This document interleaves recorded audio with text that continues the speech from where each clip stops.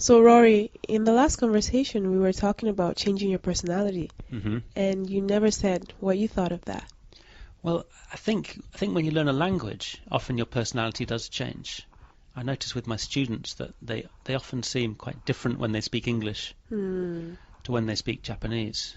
I'm not sure if that's a language thing or a cultural thing. But Mm. I mean, you speak more than one language. Yes, I do. Do you think your personality is different in each language?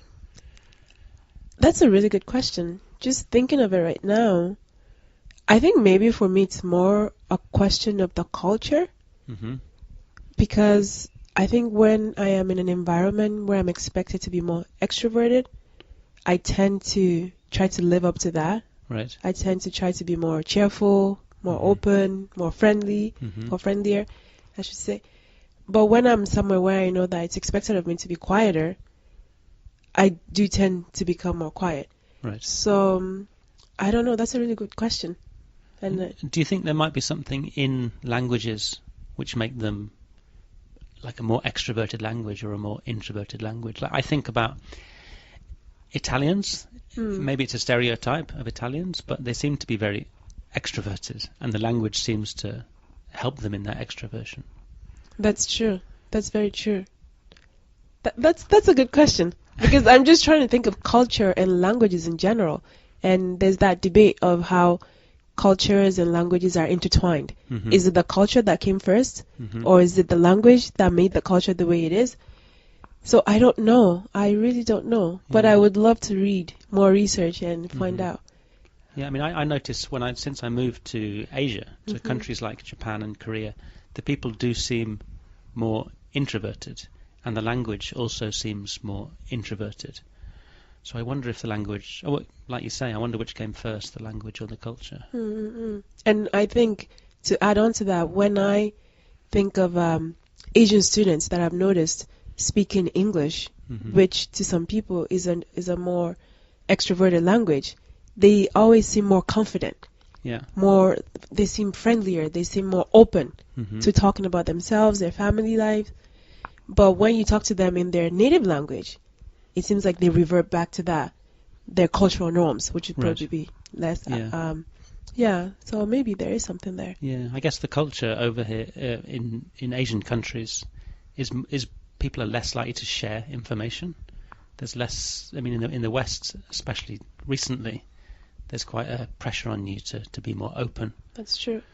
Whereas uh, maybe in Korea, Japan, China, people are more closed Mm-mm. and just have different boundaries. I'm just trying to think of African countries. Like being a Nigerian myself, we've had the issue of colonization hmm and where the Western British culture is valorized. So coming from that aspect, I wonder before how we were we hmm more introverted? Because in a lot of ways we're very similar to Asian cultures Right. and Asian values. We have a lot of that as well. But now it's true that being able to speak English and express yourself in a more Western way is a lot. It weighs a lot. It means hmm a lot. So people really enjoy that. People really take their value from that. Right. So yeah, I think it's a really interesting Yeah. topic.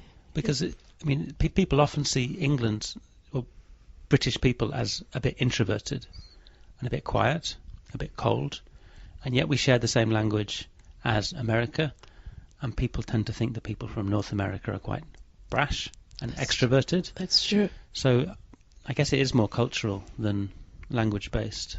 Yeah, maybe. Maybe we've come to a solution then. Okay. We found it. It is the culture more than the language then. Hmm. Okay. Hi. So Rory, Yeah. Hi. hi. Are you an introvert or an extrovert? I'm not sure. Hmm.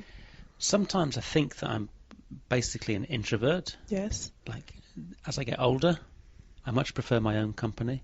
Interesting. I don't really like going to parties that much if there's going to be new people there. Mhm. If it's my friends, I'm happy to go out, but Mhm. I don't know. What about you? It's funny what you said. I feel the same way. I think sometimes I'm an introvert, and at other times I can be an extrovert. hmm But maybe in reverse to what you said, I feel like the older I get, the more extroverted I become. That's interesting. While I was younger, I was a lot shyer. So I preferred my own company, but Mhm. now I find that sometimes too I really enjoy people, so I like to Right. meet new ones. Yeah. So Oh, yeah. in the classroom, as a teacher, I'm quite an extrovert. I think I quite like being up in front of students, showing off. Hmm. But I would never do that in front of other teachers or my friends Interesting. in my personal life. But it's something about the classroom, maybe because it's my environment and I'm Mm. in control, Yes. that I feel more comfortable, like being more extroverted and Mm-mm-mm. showing off, camping up. I think it would be a little difficult to be introverted if you were a language teacher. I think Hmm. it certainly helps to be extroverted or Yeah. to act to be able to become more extroverted when Hmm. you're in the classroom. Yeah. For sure, for sure. And have you ever done anything really extroverted, like performed in public Um, or Before I used to sing actually, and I've sang in concerts, right? and it's true. I think that's where my introverted self really comes out because although I enjoy singing and I like the attention to a certain extent, Hmm. but I get really nervous, Right. really, really nervous when I'm in front of a large crowd. And sometimes I'm like, why am I doing this to myself? Why am I here? Yeah. But yeah, I don't do that so much Right. anymore.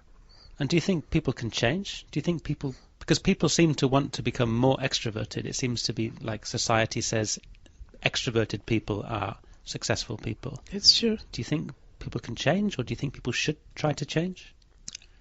I've heard of actually people saying that depending on the language, that people change with language.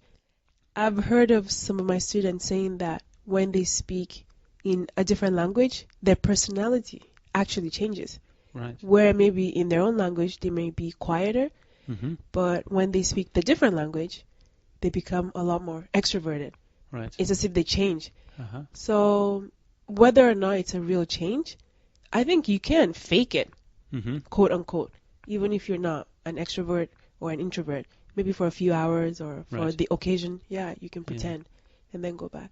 Right. I Yeah, wonder if when we speak a different language, we don't have the same connections with the words. that's true. Makes it easier to maybe speak more honestly and not worry about what other people think of us. That's true. Hi, Sarah. Hi. Today we're talking about bucket lists, things you want to do before you die. Do you have anything? Actually, no. I don't have a bucket list. And the reason why is because I have already done or am currently doing the things that I want to do. In addition, I like to live in the now, so like the present of like what's happening. So I really don't think of the distant future very much, just like what's right in front of me. For example, I'm going to Singapore soon, in about 10 days, and I'm really looking forward to that and the new adventure and things that I'll get to do there. What sort of things do you have in mind to explore in Singapore? First of all, swing dancing. My favorite kind of dance currently is Lindy Hop swing dancing.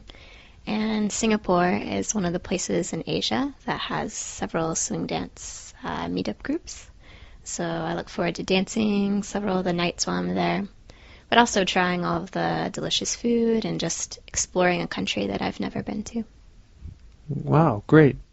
What are some of the things that you have wanted to do in the past that you have accomplished already? I think living in foreign countries. I've already lived in 2 foreign countries, and I plan on living in foreign countries probably the rest of my life. So that's a big one.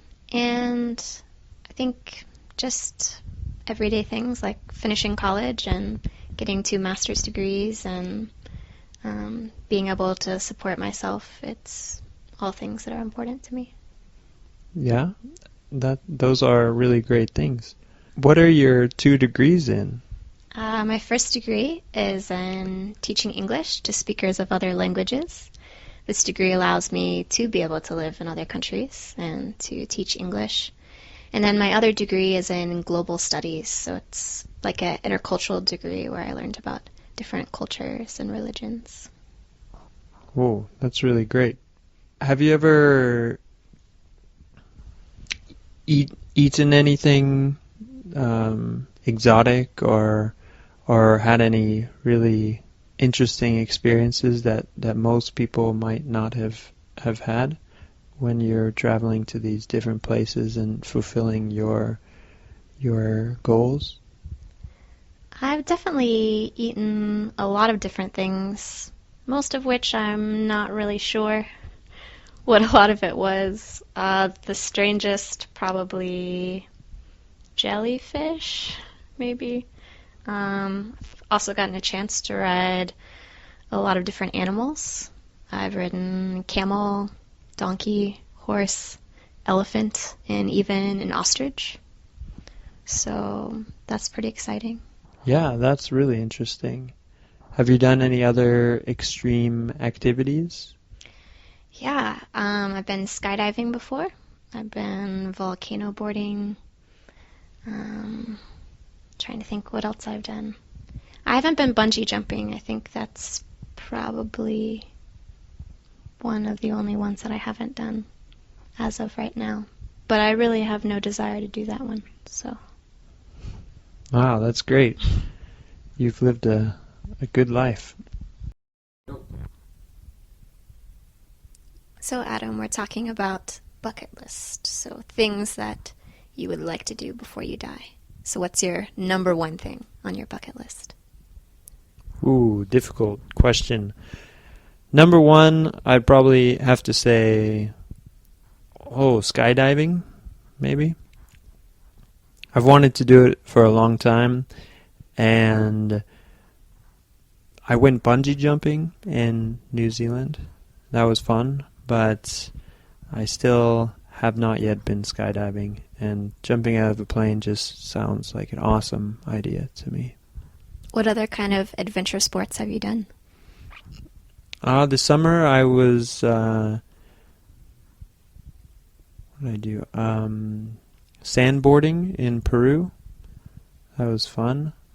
When I was younger, I did a lot of snowboarding and skateboarding, and I really enjoy extreme sports. I ride a motorcycle currently.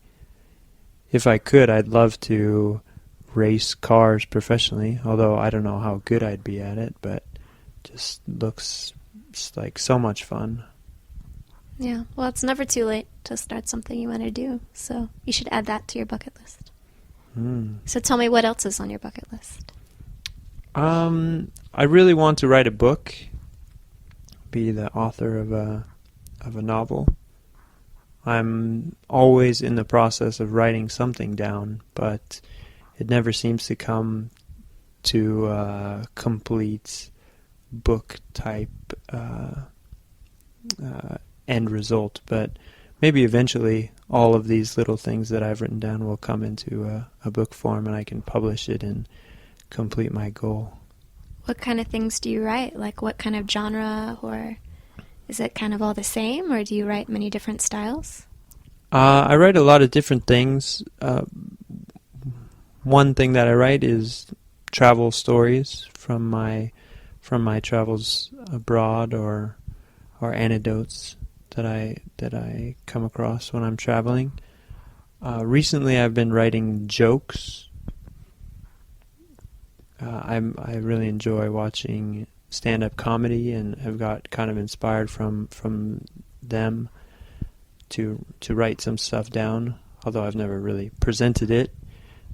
And I also write, I guess, fantasy stories as well. I have a few short stories, but it's been difficult for me to try to put them into book, like a longer version of them.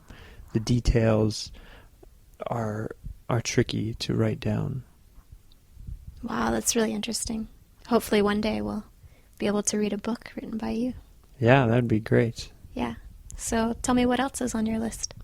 The other things would be traveling to Europe, which I plan to do hopefully next summer, so I can cross that one off the list. I've always wanted to go to Europe, especially Italy and Spain. So I'm excited to get that one done.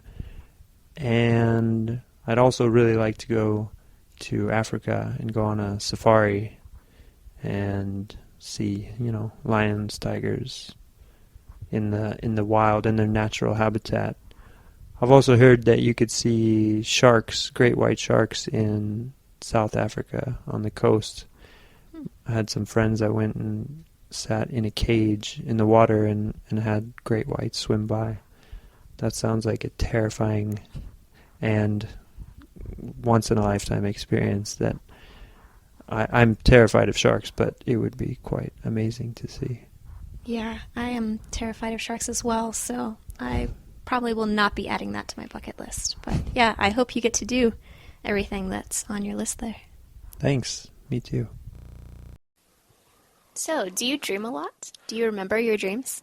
I usually do, although I have to admit, now that I'm older, I don't dream so much. It's pretty rare that I have a dream. But I will have dreams if I'm really stressed or if I'm really sick. So usually every time I get sick, I notice I'm sick because I have a dream.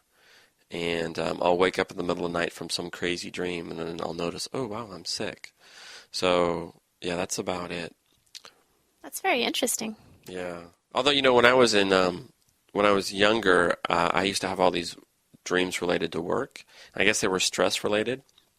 And the craziest dream was I was a waiter at a very fast-paced restaurant, and it was very stressful. And you had to wait on about 10 tables, and people would come in, and you had to get their food fast. And if you didn't, you'd get yelled at by the boss, or the customers would be upset. So I used to have this dream, and this was when I was in college, that I would be sleeping, and there would be a table in my room, and the customers would be sitting there watching me sleep, and they would be furious because I wasn't bringing their food, and I was like just sleeping in the bed right next to their table. And it was the same nightmare I had for like again and again and again. It was crazy. That's really interesting and kind of funny too. Yeah, I know. It's weird how you have the same recurring dream. I used to have another dream, a nightmare when I was young, and it would be I was riding a bicycle up a mountain, and the mountain was had a path that just kept going around and around the mountain, and you had to be really careful or else your bike would fall off the cliff, and then my bike, of course, would go off the cliff, and I would fall, and you would wake up right before you hit the ground. I had that dream many, many times when I was a little kid. Wow. Yeah. Yeah. Do you ever have nightmares or any dreams like that? Yeah, I don't dream very often, but I have this one reoccurring dream also where I am in school and it's the end of the semester and I suddenly realize that there's one class that I haven't been going to the entire semester and I'm going to fail it. So I panic and I'm running around trying to find my professor to try to figure out what I need to do or what I need to study for the final exam so that I don't fail this class. But what's really interesting about this dream is I found out a few years ago that my father has the same reoccurring dream.